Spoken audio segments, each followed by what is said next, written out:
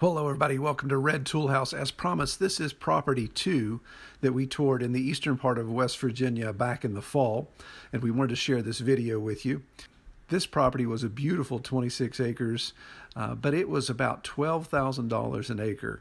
And I think the reason for that is because of its location. It was just 10 minutes away from one of our premier ski resorts. So while it's beautiful, has a lot of potential, it's really in the high rent district. Our client really loved the look of it, but inevitably they did pass. But come with us as we walk this property and see all the beautiful features it has. Yeah, so property comes up and goes between these two buildings, so this gray building is not part of the parcel. The red building is. The red building is included. She said be sure to check that out.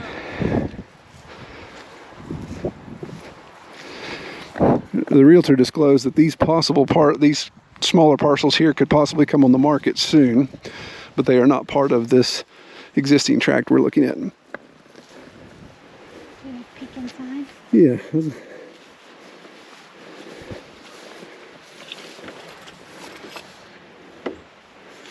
Can you get it? Oh, chicken coop. Yep, very basic chicken coop here. Is it just this one side? Yeah. We definitely could have plenty of animals up here. Yeah, certainly. The land's nice. Can you latch that back, Kill? Yep. You can look over here on this side. Well, that's got a lock on it.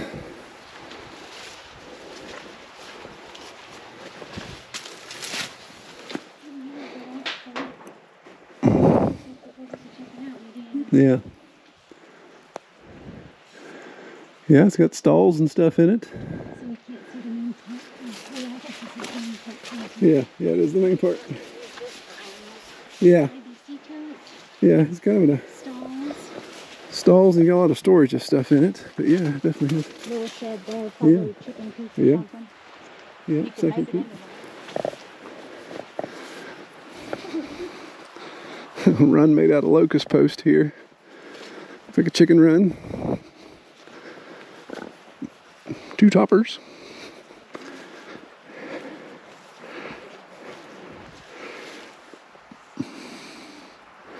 Piece of tractor equipment. A little bit of accumulation of various junk. Yeah, so maybe a little bit of cleanup involved. Doesn't look too crazy though. Yeah. Oh, look at that house way up there. Yeah. So the county road is all the way down past the garage. So the single wide trailer does have direct frontage with the road, so it is visible. But potential to obviously relocate that, remove it, rent it, and maybe work your way back up here with other structures. You see there's a house over there. Looks like a brand newer construction.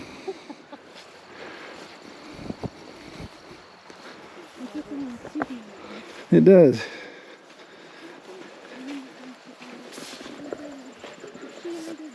Yeah, if you want, I can meet you around.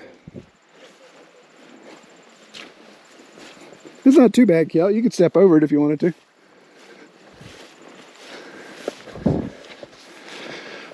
So he's kept some areas open with his tractor and let other areas start to grow back up. So you can see a lot of first-time growth, or regrowth, I should say. A lot of locust. Some apple. Apple there.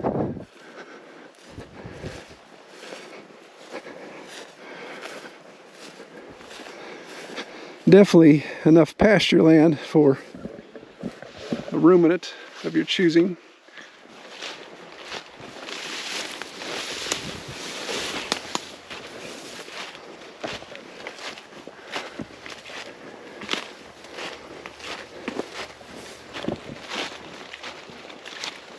All right, so further back, slope of the land is starting to increase.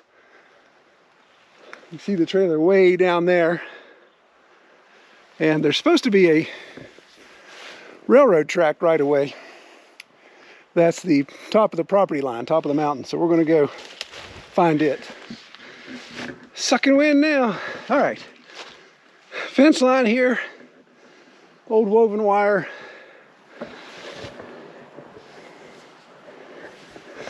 So this could be the property line. We'll check it on the map. I'm going to bet that that slope right there is the railroad right away. Let's see if I can get my fat butt up it.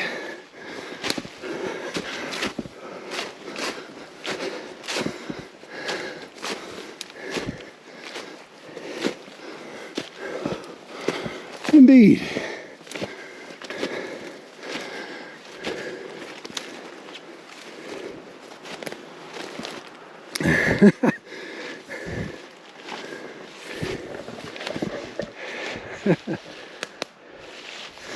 Crazy to think there's rail this high on the mountain.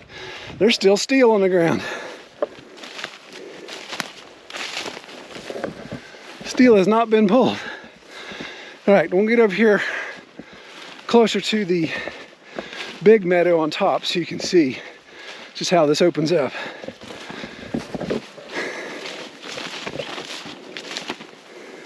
So you can see where Kelly is standing.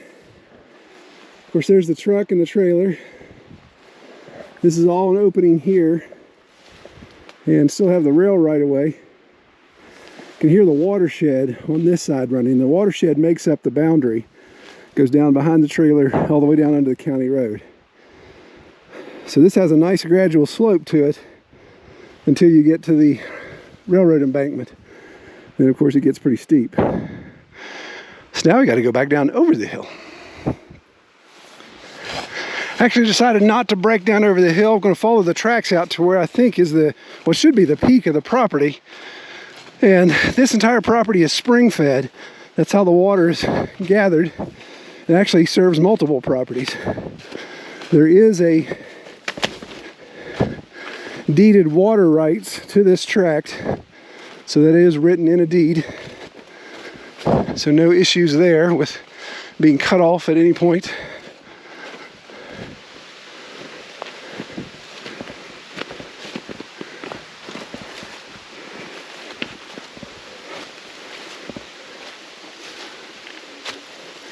A lot of black pipe on the ground. I believe that this is definitely the spring house. Look at that. Oh, that's why I love West Virginia. Look at that water.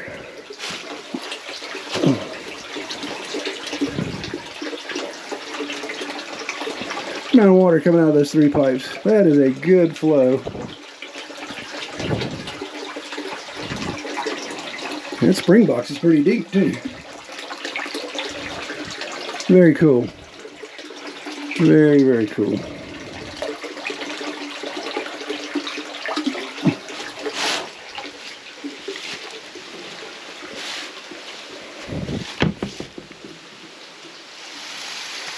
Spring house overflow. Disappearing underground again.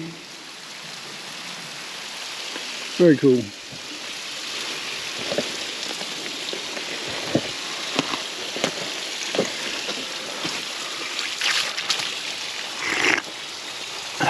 Oh, that's good stuff. That's good water there.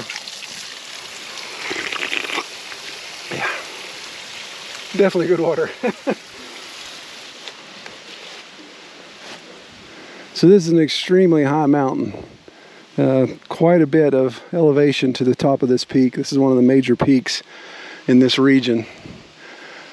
Very substantial. Now it sounds like there's a pretty good bit of water falling over there, so we're going to walk over there and see.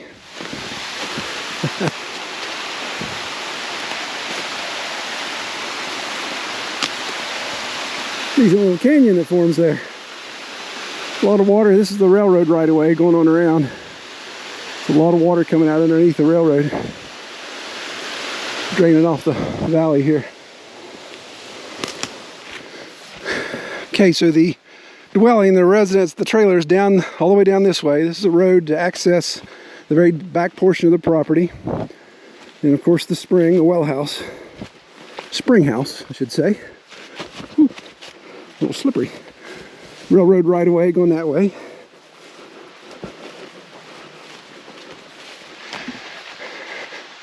And there we've met up with Kelly and Debbie. They came up the easy way. So the amount of head pressure that you should get from that well house, spring house, should be substantial. So they probably don't have to have any support pumps. The amount of water that's pushing it and the elevation drop we're talking about here. Here I am.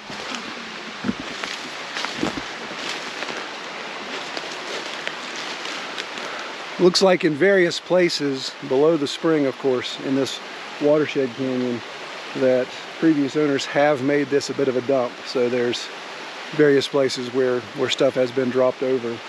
So you can see way down there,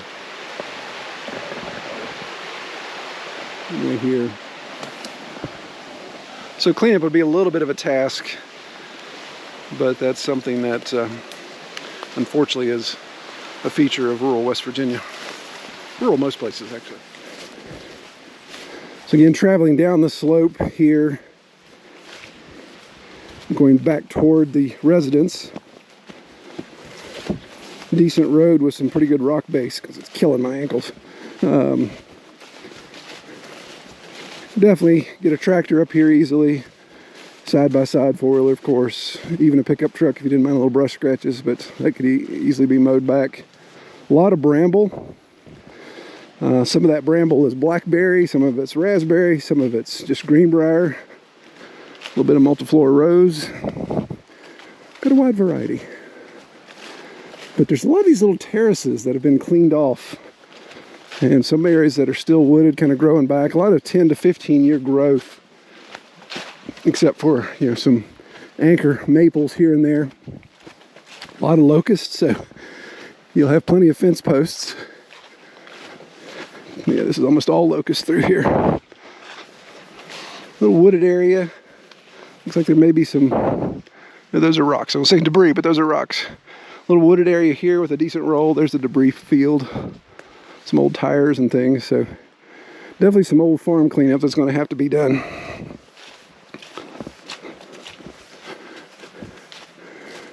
Another clearing here, a little bit steeper. And you can see we've come out overlooking the dwelling. There's one more clearing that I didn't get to. I turned too soon, so I'm going to walk down this other road and get to it so we can make sure we've covered every bit of the property. So this road headed toward the west. Trailer is back here. So we're headed right off the west side of the trailer.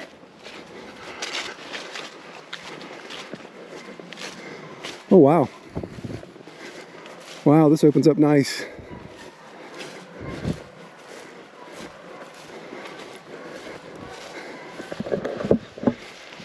Should I do my Julie Andrews impersonation and sing The Sound of Music as I go running through? Let's get to the top. That way I can be out of breath.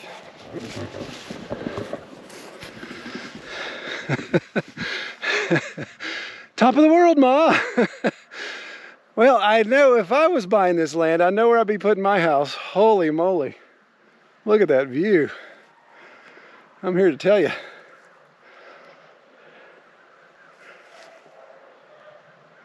That is gorgeous. It's a really nice hay meadow here. Been cut and maintained, looking nice. Let's go to the edge so you can see all the way down it.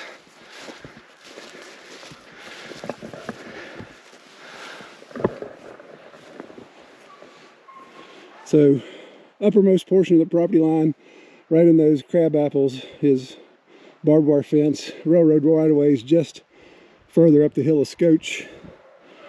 And then hay meadow. Property line doesn't go all the way down to the county road here. It stops just over the wooded area. Back over here is the trailer. Give you an orientation. Neighbor there. Of course, my truck's sitting right there, and those way down there. So just a beautiful, beautiful spot. Sounds like the neighbor's got some hounds. There is a ton of apple, crab apple, berries. No shortage of that kind of stuff around here. So the wildlife is going to be pretty thick, I would think.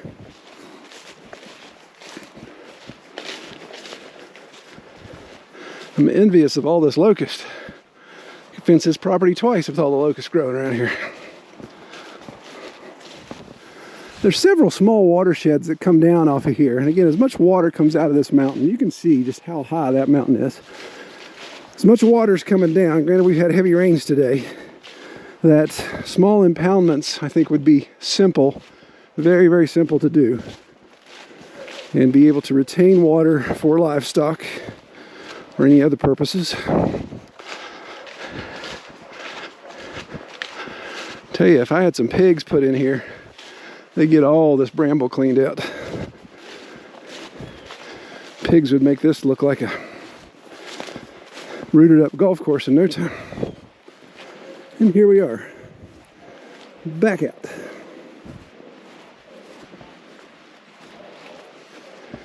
So again, these center areas that have been left to grow up, maybe some debris in here. I've noticed a couple tractor implements. So there's probably a method to a reason for not mowing these, or you're just sick of mowing.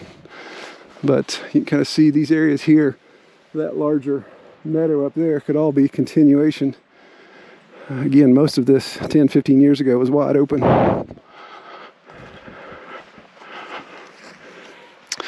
Okay, as far as compass directions, this side is north. So right across that white pine is north, which is pretty much on slope.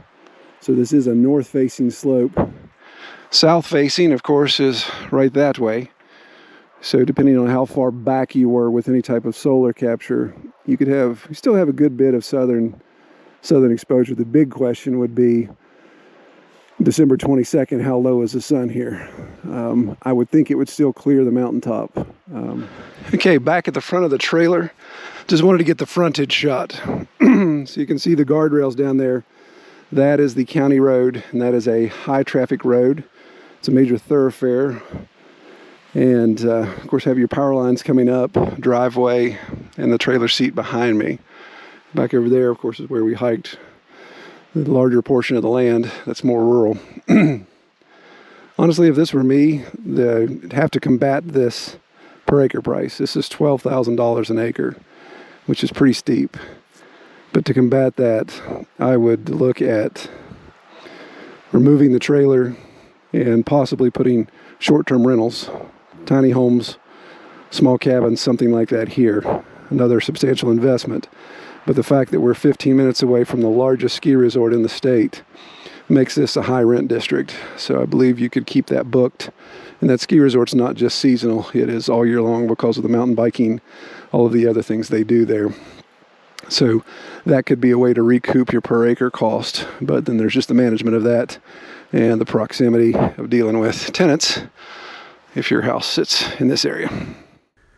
Well, that was an absolute gorgeous piece of land. If it wasn't as expensive, I think our client may have gone for it. We mentioned we toured 3 properties on this trip. We're not going to show the third one, actually, because the client is still under contract and negotiating terms with that landowner. So we're not going to show that, of course, until that gets resolved. If it is purchased by the client, then we will never show it. Well, I hope you enjoyed this video. If you're interested in West Virginia land, there's a parcel you want to look at, but you're too far away and you can't lay eyes on it personally and would like to retain Kelly and I to go check it out for you, just send us an email at troy@redtoolhouse.com and we can discuss all the details privately. Well, appreciate everybody watching. Take care.